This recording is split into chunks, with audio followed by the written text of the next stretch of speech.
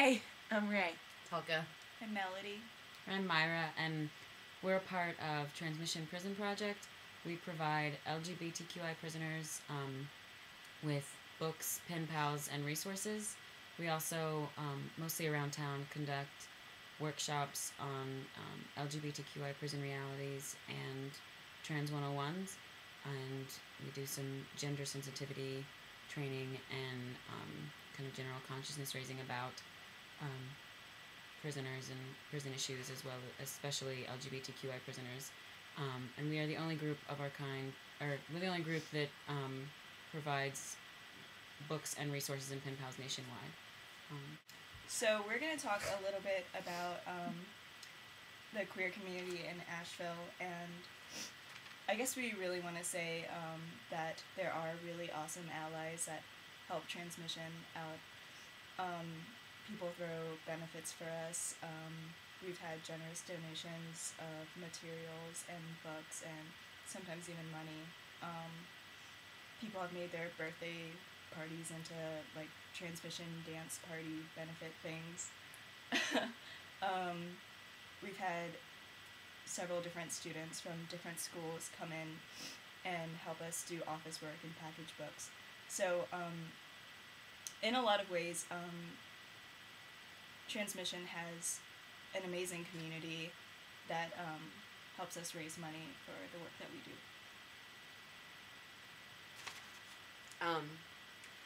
So besides all the awesome things that this city and this community and the people here do for us, we also wanted to talk about where we feel this community may be perhaps lacking. The idea of a cohesive queer community, none of us have really found here, and especially hasn't really found as like an activist group. It seems like Asheville has just like a bunch of different communities, and many of them might be queer identified as well, that just are like small groups of friends who have similar politics, and are involved in the same kinds of organizing. Ideally, I think where the biggest downfall with the queer community happens, especially in relation to Tranzmission, is people's lack of interest in taking prisoner pen pals. All of us and everybody else who's involved with Tranzmission has pen pals, and we write to people on a pretty regular basis. And one of our main goals is creating a cohesive and visible LGBTQ community that is bigger than just the city of Asheville. So that folks who are incarcerated also know that there is a whole huge community of people out there who care about them and are thinking about them and are writing them letters and are providing them resources, and that when they get out, that community will be there too. So that tends to be the biggest downfall in relation to the organizing that we do, is people's lack of interest in. And along those lines, I feel like there's a divide between Asheville having a gay community and then Asheville having a queer community, and how there's a similarity of experience among folks who feel isolated and alienated by gay communities and experiences in Asheville. But I think that what we run into as an organization is that people expect our priorities to be the priorities of the folks who identify as queer and live here, and sometimes that can be problematic. And I think that a lot of that comes from a few different things. One of those things being,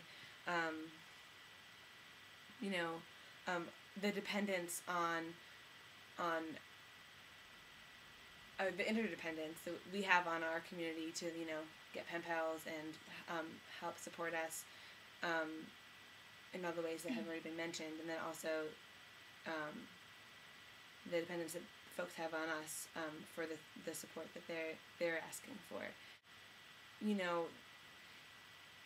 There's a misunderstanding of how much work we do, because the work we do crosses lines between our community in Asheville, or the folks in Asheville, and then the folks who are incarcerated and put away, and we don't get to see, but we still consider them a part of the LGBTQ community.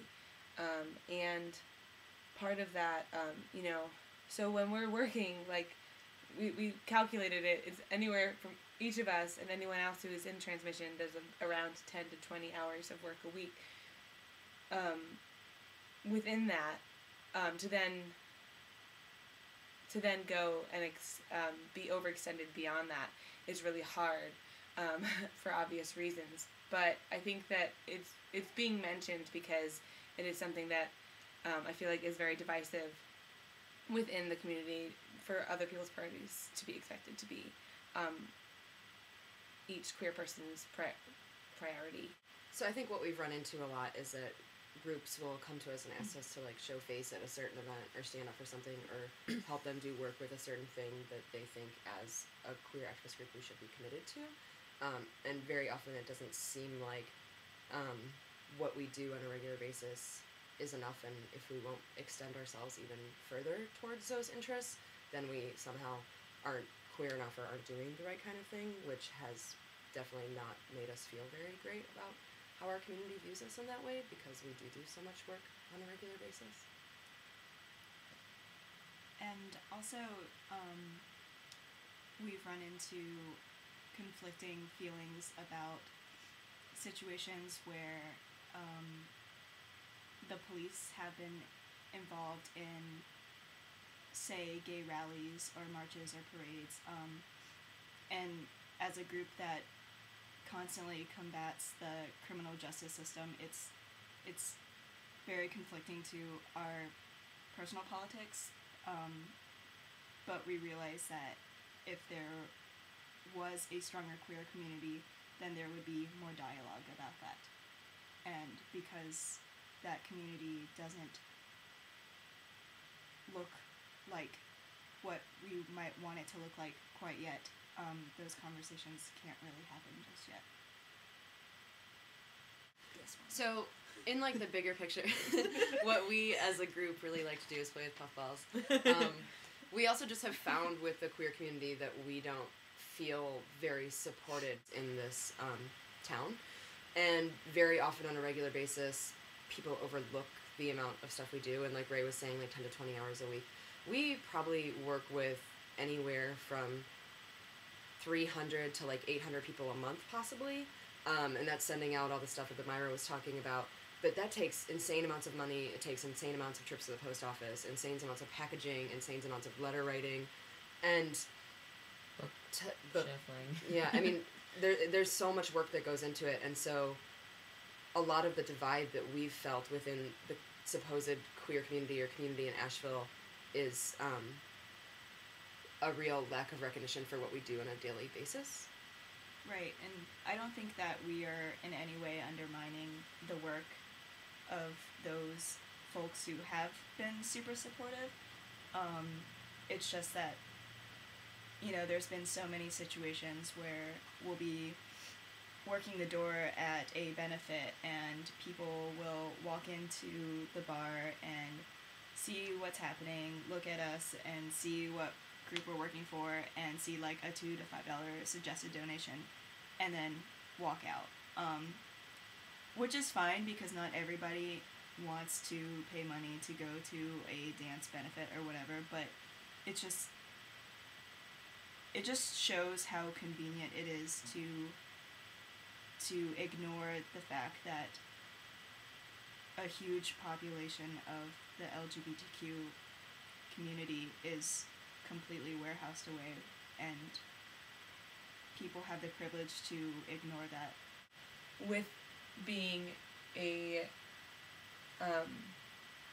political queer organization and not just folks who identify as queer, that we feel that tension. We're the people at the door working, and that like that creates weird dynamics within folks who just identify as queer and don't want to attach any sort of politics to that. I think we're seen as asking for a lot from our community sometimes, because we have benefits on a really regular basis and people have benefits for us, and it's we're pretty proactively always doing something to ask for books, money, people to take pen pals and stuff like that. But